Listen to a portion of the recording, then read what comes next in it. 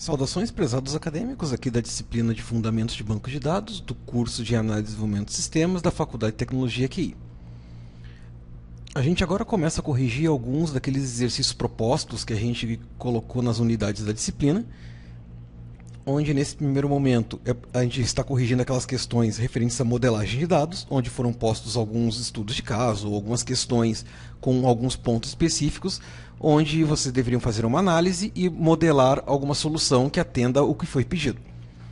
Então esse nosso primeiro vídeo é para corrigir aquela questão que dizia que uma empresa X deseja fazer uma pesquisa nacional salarial. Isso aí é só um contexto para a gente entender, para não sair do nada o enunciado. Agora, o que está ali para baixo, aqueles dois itens, são as regras que nos interessam. Esta empresa analisará todas as empresas de setores distintos, ou seja, existem mais setores e as empresas pertencem a setores, e os salários deverão ser classificados por cargo. Esse exercício parece ser simples, porém a gente tem que prestar atenção em alguns pequenos detalhes, porque algumas vezes a gente acaba caindo em algumas ciladas, até em relação a onde ficam os dados. Então vamos lá. Inicialmente, a gente nunca pode esquecer de extrair as entidades que fazem parte do modelo. Uma boa dica que a gente tem é sempre analisar os substantivos que estão nos enunciados. Eles tendem a ser entidades. Então, no caso aqui, a gente tem como substantivos empresa. Então, eu já vou colocar uma entidade aqui, empresa. Existe uma outra chamada setor. E a gente tem também aqui salário e cargo. Cargo com certeza a gente vai ter aqui, já vou colocar ele aqui. Salário eu não tenho certeza se ele vai ser uma entidade, alguém que eu vou obter dados, ou se ele é só uma característica. Eles são informações de salários que eu vou armazenar para as pessoas, ou para os cargos. Então, inicialmente, por mais que ele pode ter um indicativo de que seja uma entidade, eu vou deixar ele de fora e se for necessário a gente coloca ele como entidade aqui. Então vamos organizar rapidinho aqui. Uma empresa, setores e cargos. E vamos começar a analisar, vamos começar a pensar. Uma empresa, ela tem uma relação com o setor? Sim, eu vou ter empresas do setor metal mecânico, eu vou ter empresas do setor de entretenimento, de logística. Então sim, eu tenho uma relação entre empresa e setor. Então eu vou chamar aqui essa relação de possui. Uma empresa possui setor e um setor possui empresas. Já vamos criar as relações. Clica em empresa, clica em possui, clica em setor, clica em possui. Aí ele coloca por padrão as cardinalidades mínimas máximas em 0 e n. E agora a gente tem que atualizar. Uma empresa, vamos trabalhar com a ideia que uma empresa é de um setor só. Então, mesmo que quando eu registro a empresa, eu tenho que dizer qual é a minha área de atuação. Então, a minha empresa ela vai ter que ter no mínimo um setor e no máximo um setor. Agora, eu posso ter setores cadastrados sem ter empresas, mas eu posso também ter um setor cadastrado com N empresas, com várias empresas. Então, um setor 0 e N para a empresa está certo. Agora, aqui tem uma jogadinha que a gente tem que prestar atenção. Uma empresa possui cargos, ok? Mas um cargo também está dentro das empresas. Só que eu não vou poder colocar uma relação direta entre empresa e cargo, porque a gente tem que pensar assim, a empresa X tem o cargo DBA.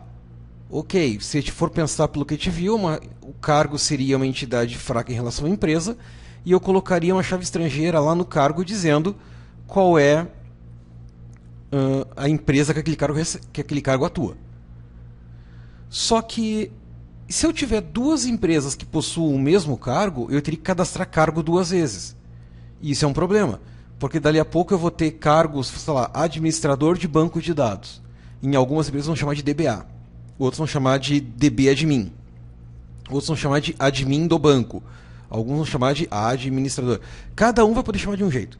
E depois, na hora de fazer uma relação, eu vou ter problema. Eu não vou saber o que é o que. E afinal, aqui se pede para fazer uma pesquisa de salários. E aí, se eu for fazer uma pesquisa por cargo, se eu ficar cada vez que o mesmo cargo ter 80 formas de escrever, não atende. Então, a gente vai trabalhar aqui com aquela ideia de entidade associativa.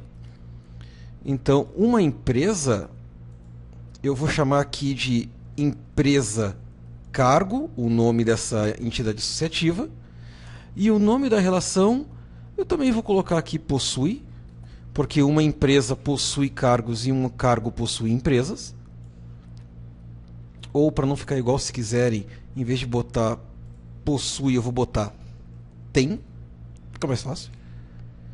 E relaciono. Uma empresa tem empresa-cargo e um cargo tem empresa-cargo. Qual é a diferença disso aqui? Por que a gente fez isso? Se a gente for lembrar das nossas regras de integridade referencial, a ideia é sempre que a gente tenha relações e que repita o mínimo de dados possíveis. Nesse formato aqui, eu estou criando uma entidade entre empresa e cargo que vai relacionar as duas. Uma regrinha que fica claro, sempre que tiver um relacionamento de muitos para muitos, de N para N, a gente está falando de entidades associativas. Porque é essa entidade associativa aqui que faz a ligação entre os dois. Eu não posso pôr o código do cargo na empresa, porque daí se uma empresa tiver 3 cargos, tem que cadastrar ela 3 vezes. E não posso ter um código da empresa no cargo, porque daí se 2 empresas têm o mesmo cargo, eu tenho que cadastrar o cargo 2 vezes. A gente tem que ter um terceiro envolvido que vai fazer essa relação. Então é por isso que sempre relacionamentos de muitos para muitos a gente tem entidade associativa. Beleza, isso aqui é o trabalho. Então agora a gente começa pensando nos atributos. Primeiro os atributos-chave. Cada entidade tem um atributo-chave, que eu vou chamar aqui de código setor. Eu vou chamar de código empresa. E vou chamar de código cargo. Cada entidade tem o seu atributo-chave. O código da empresa, o código setor e o código do cargo. Lembrando que a gente falou num outro vídeo, as chaves estrangeiras no modelo ER não precisam ser explícitas, elas não precisam aparecer, porque na hora que a gente gera um modelo lógico, o próprio BR modelo já cria, então não tem que se preocupar com isso. Agora, que outros dados eu vou ter? Um setor eu vou ter, por exemplo, a descrição, que é o nome do setor, sem acento nem nada. Uma empresa vai ter razão social, mas ela pode ter também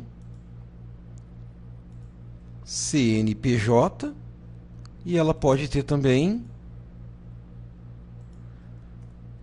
nome fantasia. Não vou colocar todos os atributos aqui, senão vai ficar muito longo o vídeo. Lembrando que para organizar, a gente pode selecionar a entidade e pressionar Ctrl O, que ele vai organizar, ou pelo menos deixar retinhas as linhas. E um cargo vai ter o código e também vai ter, por exemplo, a descrição, que é o que esse cargo faz. Descrição. O nome do cargo.